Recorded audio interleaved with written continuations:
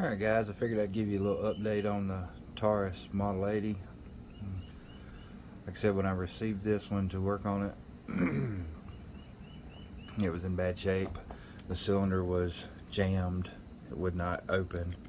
So basically what I had to do is strip it all apart, hold in the pin that's behind here to release the cylinder, and then get it open. Now it functions. We got most of the pitting out. You can see right here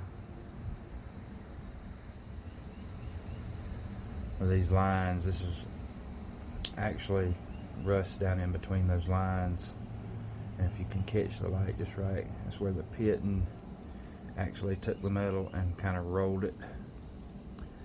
Really no good way to fix that unless you go in and take a milling machine and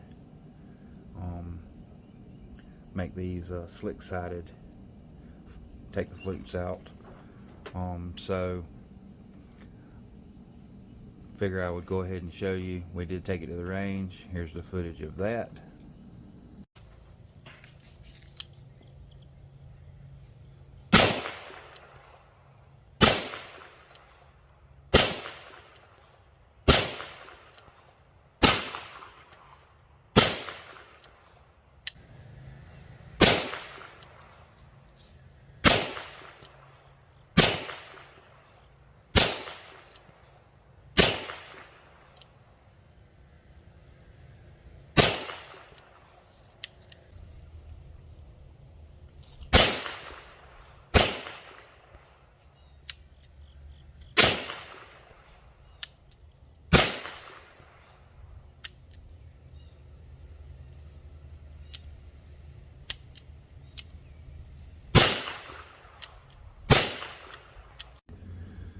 Alright, we did have a few misfires.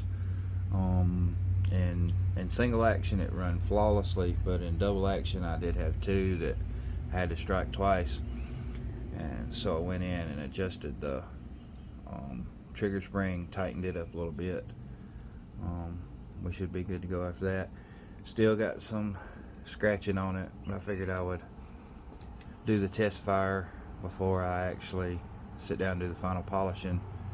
Got a few screws like this one, and there's one under the grip.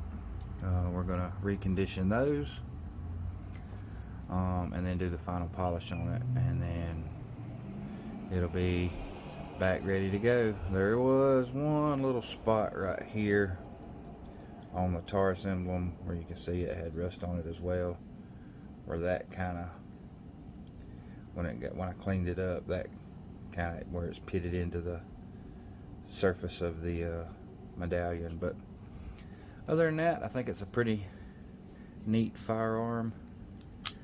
Basically a Smith & Wesson Model 10 copy. In fact, the internals are almost identical, with just a few small differences. But I think it's a pretty good little cleanup job, if I do say so myself. Like I said, it does have some pitting in it and residual scratches from where I reconditioned the metal, got all the rust out. But